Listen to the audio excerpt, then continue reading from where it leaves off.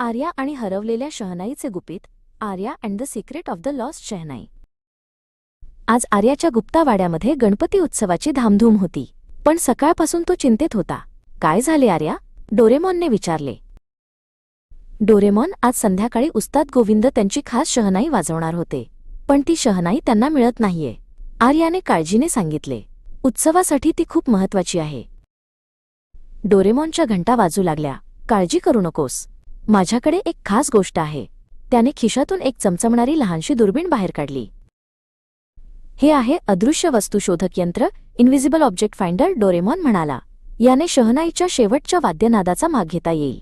आर्या आणि डोरेमॉन दोघांनी वाड्याच्या मागच्या बाजूला शोध सुरू केला. यंत्राचा प्रकाश थेट वाड्याच्या गच्चीवरच्या जुन्या शंख शिंपल्याच्या खोलीकडे शेल रूम गेला.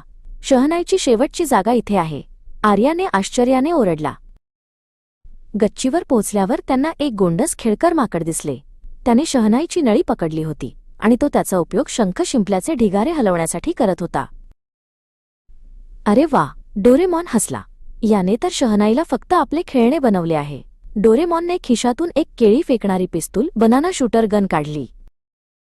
डोरेमॉनने गोड केळी फेकताच माकडाने लगेच शहनाई खाली ठेवली आणि केळी पकडली. आर्याने हळूच शहनाई उचलली. ती सुरक्षित होती, फक्त थोडी धूळ लागली होती. त्यांनी धावत जाऊन उस्ताद गोविंद यांच्याकडे शहनाई दिली. उस्तादजींचे डोळे आनंदाने भरून आले. त्यांनी आर्या आणि डोरेमॉनला मिठी मारली. तुम्ही दोघे माझे खरे हिरो आहात. संध्याकाळ झाली आणि उस्ताद गोविंद यांनी शहनाई वाजवायला सुरुवात केली. वाड्याचा चौक गोड राग भोपाळीने भरून गेला.